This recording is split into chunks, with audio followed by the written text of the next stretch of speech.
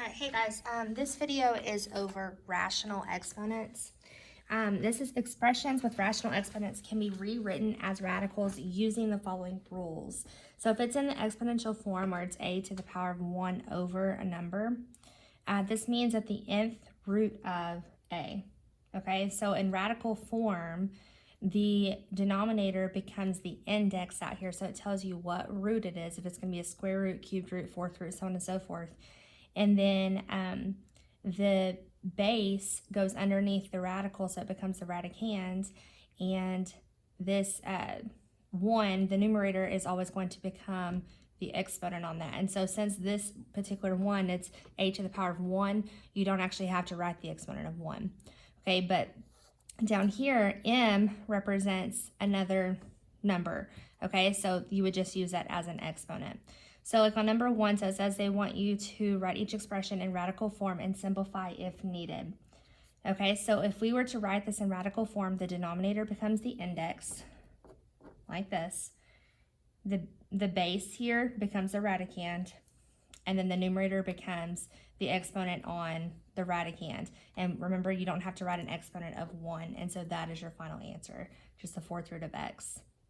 Okay, for number 2, this exponent of 1/2 is on the entire thing, so the denominator is 2. And remember that when you have an index of 2, you don't actually have to write that because that's just square root. So you can just say it like this, and then 15n. The numerator is 1. You don't have to write 1 on this entire thing. Okay, can we simplify down the square root of 15n? No, so that's your final answer. Number 3. Okay, so we have a denominator of 3. That becomes our index, so it's the cubed root of 24. Our numerator is 1, so you don't have to write that. Now, can we simplify this? We can, because 24 divides by 8, and you can take the cubed root of 8. So you wanted to find the largest perfect cube that goes into 24 evenly, which is 8. So we have 8 and 3, because 8 times 3 is 24. The cubed root of 8 is 2, so we have 2 cubed root of 3 is our final answer. On number 4, our denominator is 3, so that becomes our index. So it's the cubed root of 7 squared, because our numerator becomes our exponent here. Okay, so to simplify that, 7 squared is 49. So this turns into the cubed root of 49. Okay, does that simplify? No, because there's not a perfect cube that goes into 49. So that is our final answer. Number 5, our denominator is 2, so it's the square root. You don't have to write an index if it's 2. And then our numerator is 7, so that's our exponent on our base right here. Okay, can we simplify this? Yes, we can break that down into, you want to find a number that is divisible by 2, and that is 6. So we can break that down into k to the 6th and k. The square root of k to the 6th is k cubed, and then you still have the square root of k, and that's your final answer. Okay, number 6. Same thing here. So we can say the fourth root of 3 to the 5th. Okay, now now we can go ahead and do that. 3 to the 5th power is what? Let's see. Let me bring up a calculator real quick.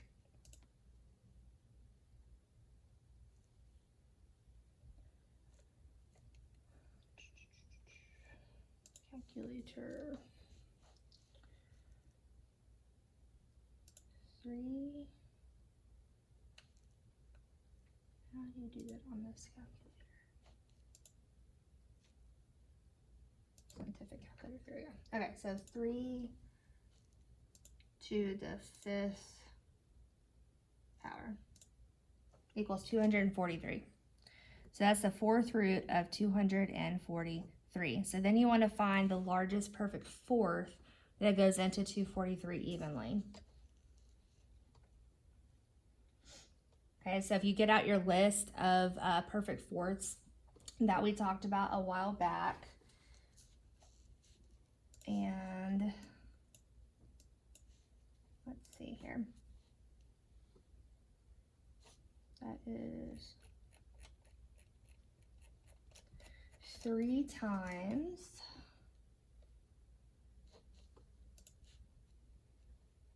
let me clear this. Sorry, I'm having to use the calculator on the computer, just a little basic one, because all of my calculators have been taken out of my room. All right, so 243 divided by 3 is 81. Okay, so we have 81 times 3. So 81 is the largest perfect fourth that goes into 243 evenly. So we have the fourth root of 81, and we have the fourth root of 3. Okay, the fourth root of 81 is 3. So that equals 3 fourth root of 3.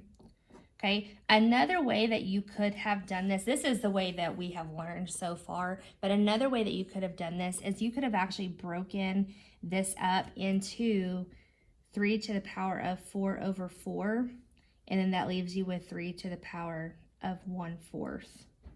Okay, because if you ever get it to where it's 4 over 4, that equals 1, so 3 to the power of 1 is just 3, which is this, and then 3 to the power of 1/4 turns into the fourth root of 3, and that equals the same exact thing. So you can do that either way, but this is the way that we have learned so far. Either way works.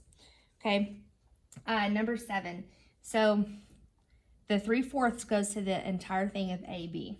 Okay, so this is the fourth root of AB to the power of 3. And the reason why I wrote this in parentheses like that is because I want you to remember that that exponent goes to both the A and the B. So then to simplify that, that turns into A cubed and B cubed, like that. So you just are doing the power rule to both of those, and that's your final answer. Okay, number 8, the cubed root of negative 6x squared. Same thing, the squared goes to both the negative 6 and the x. Okay, so now to simplify, we want to do the power rule. So we have the cubed root, negative 6 squared is 36, and x squared is just x squared. Okay, does it simplify? Does 36 divide by any cubed root? No, so that is your final answer. Okay, this next one, it's 7 times 12w to the power of 1/2. So that's saying 7 times, and then we're doing, since the denominator is 2, this is square root of 12w. And the numerator is 1, so you don't have to put that. Okay, so then, can we break this down? Does 12 divide by a perfect square? Yes, it divides by 4. So we have 7 times the square root of 4. We cannot take the square root of w, so that's going to go in our second radical with the 3. The square root of 4 is 2, so we have 7 times 2 is 14. Square root of 3w is our final answer. Okay, all right, write each expression in exponential form. So now we're working the opposite way. Okay, so we have a radicand of 16, so that's our base. And then it does not have an exponent on it, so that means it's 1. So it's 16 to the power of 1/3. Okay. 11, we have xy, no exponents, so the numerator's 1. And it doesn't have an index there, so we know that it's 2 because it's a square root. Number 12, we have 8w. There's no exponent, so the numerator's 1. The denominators are index, which is 4. 13, we have 11, our numerator's 2, and our denominator's 3. 14, we have k to the power of 5/4. 15, okay, notice that this exponent here is on the outside of all of this, okay? The index is still 2, but it's just saying that it goes to the entire thing. So this would be 3m to the power of 7 over 2. Okay, 16 is negative 2a. Make sure you have those parentheses there. Otherwise, it looks like the exponent is just on the a, and it's to the power of 5/4. Okay, this one, notice that the exponents go to there's different exponents here. Okay, so you still want to put this entire thing Oops. You still want to put this entire thing in parentheses, and then it's to the power of 1/2. Okay, same thing. In parentheses, to the power of 1/3. Okay, all right, let's flip over to the back side. All right, so it says simplifying expressions with rational exponents. The first thing you want to do is rewrite all radicals in exponential form. Okay, use the exponential rules to simplify the expression. Then write your answer as a radical in simplest form. Rationalize if needed. Okay, so first thing you want to do is already in exponential form. So then we want to use our exponential rules. So when we multiply when we multiply terms, we are adding exponents. Okay, so this turns into x to the power of, well, 1 plus 4 is 5. So it's x to the power of 5/3. Okay, now if we want to simplify like we did on this one up here at the top, it's actually probably easier than doing this part. You can do it that way, but you don't have to. If we want to simplify like this, you would do that when the numerator is larger than the denominator. Okay, so this right here would break down into x to the power of 3/3 and x to the power of 2/3. Okay, because you just want it, whatever the denominator is, the numerator needs to be the same because they cancel each other out. And then what you have left over is the other exponent over here. So 5 minus 3 is 2, so that's how you get 2/3. Okay, so 3/3, that cancels each other out. So all you're left with here is just x. Okay, and then if we want to change this into radical format, then that becomes the cubed root of x squared. And that's your final answer. Okay, on 20, when we multiply terms, we add the exponents. Well, in order to add fractions together, you have to have the same denominator. So we've got to change 3/2 to where it has the same denominator. So what do you multiply times a 2 to get it to 4? You multiply it times a 2. Okay, so 3/2 times 2, well, 3 times 2 is 6, and 2 times 2 is 4. So it turns into 6/4. Now we can add our exponents together. Okay, so 1 plus 6 is 7, so we have 7/4. Okay, so since the numerator here is larger than the denominator, we're going to break that down into p to the power of 4/4 and p to the power of 3/4. So p to the power of 4/4. 4/4 cancels out, so we're left with p. And then we want to change this, so that becomes the 4th root of p cubed. And that's your final answer. Okay, 21. When we divide terms, we subtract the exponents. Okay, with adding and subtracting, you still have to have a common denominator. So we have to multiply this top fraction here by 2 to get it to where they have the same denominator. Okay, so 5 times 2 is 10, and 2 times 2 is 4. So it's 10/4. Okay, so 10/4 minus 7/4. Well, 10 minus 7 is 3, and we keep our denominator 4.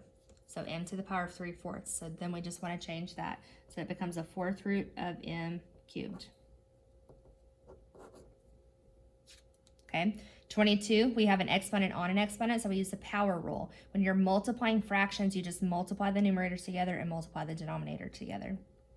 Okay, so 1 times 5 is 5, and 3 times 2 is 6. Okay, and then we want to change that, so it becomes the 6th root of a to the 5th. Same thing on 23, we're multiplying here. Okay, so 1 times 1 is 1, and 2 times 2 is 4. Okay, so this turns into the 4th root of 32. Now, because this is a number here, we want to simplify that. So what's the largest perfect fourth that goes into 32 evenly is 16. So it turns into the 4th root of 16, and 16 times 2 is 32. The 4th root of 16 is 2. So 2, 4th root of 2 is our final answer. Okay, 24. Remember when we do the power rule here, you have to do each thing to that power. So 8 to the power of 2/3. We'll just carry that over like this. And then the x, you have 2 times 2 is 4, so it's 4/3. So it becomes x to the power of 4/3. okay? So notice they both have the same denominator, so that is going to be our index, which is the cubed root, okay? But we have 8 to the power of 2, which is 64, and we have x to the power of 4. Okay, now we want to simplify this. What's the largest, actually, can we take the cubed root of 64? We can, okay? And then can we take the cubed root of x to the 4th? No, but we can get it down to x cubed, which we can simplify. So our first radical is going to be 64 x cubed, and then our second radical is just x. Okay, the cubed root of 64 is 4. The cubed root of x cubed is x, and then we carry down the cubed root of x, and that's our answer. Okay, 25. So remember when you have a negative exponent, to get rid of the negative, you just move it down to the denominator. Okay, so this becomes 1 over 100 to the power of 1/2, and 100 to the power of 1/2 is the same thing as saying the square root of 100. Okay, well, the square root of 100 is 10, so this becomes 1/10. Okay, 26, so when we multiply terms, we add the exponent, so 2/3 and plus negative 1/3 becomes 1/3. So this turns into 16 to the power of 1/3, which is the cubed root of 16. Okay, is there a perfect cube that goes into 16 evenly? Yes, you have 8. So that turns into the cubed root of 8 and cubed root of 2. The cubed root of 8 is 2. So 2 cubed root of 2 is our answer. Okay, 27. We have a negative exponent, so it turns into 1 over negative 216 to the power of 1/3, which is the cubed root of negative 216. So it turns into 1 over the cubed root of negative 216. Okay. The cubed root of negative 216 is negative 6, so it turns into 1 over negative 6. All right, 28, we have a negative exponent, okay? Because this is a fraction already, instead of moving it to the denominator, all you do is just flip your denominator and numerator. So this turns into 7 over 112, and now it's a positive 1/4. Okay, and then from there, we want to simplify it down if we can, okay? 7 over 112, let's see. 112, does it divide by 7? It does, okay? So since they both divide by 7, then that's 1 over 16. So this simplifies down to 1/16 to the power of 1/4, okay? So this is the same thing as saying the 4th root of 1/16, okay? Well, the 4th root of 1 is 1, and the 4th root of 16 is 2. So this is 1/2.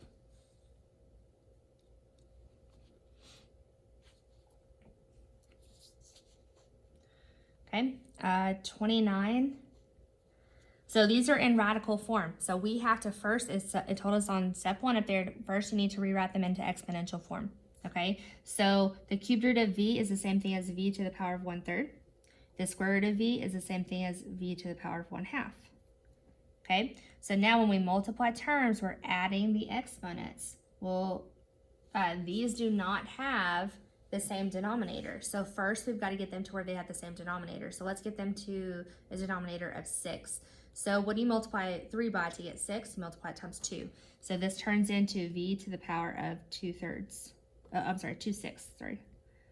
Okay, because 1 times 2 is 2, 3 times 2 is 6. Okay, then what do we multiply 2 by to get it to 6? We multiply it by 3. So that turns into v to the power of 3/6. Because 1 times 3 is 3, 2 times 3 is 6. Now we can add our fractions together. So this turns into v to the power of 5/6. Okay, now we can turn it back into a radical. So that turns into the 6th root of v to the 5th power. Is your final answer. Okay, 30. This is r to the power of 3/4. times r to the power of 1/2. Okay, same thing. In order to add the exponents, you have to have common denominators. So we've got to multiply 1/2 times 2 to get it to where it has a denominator of 4. So it becomes 2/4. Okay, so then we can add those together. So 3 plus 2 is 5. So we have r to the power of 5/4. Now remember, when the numerator is larger than the denominator, you can just take it to where it is r to the power of 4 over 4, and you're left with r to the power of 1/4. Well, r to the power of 4 over 4, 4 over 4 cancels, so you're left with r, and then r to the power of 1/4, that turns into the 4th root of r. And that's your final answer. Okay, 31. The numerator is not in radical form, so you can just carry that over. The denominator, we need to turn that into exponential form, so that turns into the 4th root of the power of 1/3. Okay, so to simplify this down, so when you're dividing terms, you subtract exponents. Okay, well, right now, the numerator doesn't have an exponent. Okay, so it has an exponent of 1, which is the same thing, and if we're wanting common denominators, it's the same thing as 3 over 3. Okay, so then if we're subtracting that, 3 minus 1 is 2, so it turns into 4 to the power of 2/3. Okay, and then we want to turn this into the radical form, so that is the cubed root of 4 squared, and 4 squared is 16. Then we want to simplify that radical, so the largest perfect cube that goes into 16 evenly is 8 times 2. The cubed root of 8 is 2, so we have 2 cubed root of 2. Okay, 32. This is going to be 7 to the power of 3 over 2. And then the denominator is going to be 7 to the power of 1 over 2. Okay, if we want to, when we divide terms, we subtract our exponents, so 3 minus 1 is 2, so that turns into 7 to the power of 2 over 2. Well, 2 over 2 is 1, okay, so that's just saying 7 to the power of 1, which is the same thing as just 7. Number 3, this turns into x to the power of 10 over 4. Okay, let's go ahead and simplify our fraction down. 10 over 4 turns into 5 over 2 because they both divide by 2. Okay, then we can break that down into our different parts here. One way that you can do that is you can simplify it down into the radical form already, or if you break this down into x to the power of 4 over 2, okay, 4 divided by 2 is 2, which turns into x squared, okay? And if you do that, then you're left with x to the power of 1/2, which is the square root of x. So you have x squared, and then you have the square root of x. And I didn't actually have to write an index of 2 there, but you can, okay? The other way that you could do this is the answer right there. The other way that you could do this is you could have said the square root of x to the 5th, and then broken that down into x to the 4th and x, and then you said the square root of x to the 4th is x squared, square root of x. And that's the way that we have learned it before. Either way works, okay, whichever method that you want to do. All right, 34. So 25 doesn't have an exponent on it, so that's just going to be a 1. So it's 25 to the power of 1/4, and then m to the power of 2/4. Okay, before you start anything here, you want to simplify down your fractions if you can. Okay, 2/4 is going to simplify down into 1/2. Okay, we also want to, can we simplify down 25? Yes, because that's the same thing as 5 squared. Okay, and the whole reason that we're doing that is we're trying to get this 1/4 down to where it's a 2/4 as well. Okay, there's multiple different ways you can do this, but this is one of the ways. Okay, so 25, that's the same thing as 5 squared. Okay, so 5 squared, well, if you're doing the power rule, so 2 times 1/4 is the same thing as 2/4. So it turns into 5 to the power of 2/4, which then simplifies down to 1/2. And we still have this m to the power of 1/2. So notice the reason why we did that is we were trying to get these down to where they had the same denominator here. We wanted them to have, they have to have the same denominator in order to put them in the same radical because they have to have the same index. Okay, so then this simplifies down to, we're taking the square root of 5m. Okay, and that is your final answer. So, all right, guys, this is rational exponents. Just remember that you need to follow these rules. You always want them to be in exponential form first, then use your exponential rules that we've already learned in the past to simplify, and then you want to convert them back into radical form for the final answer.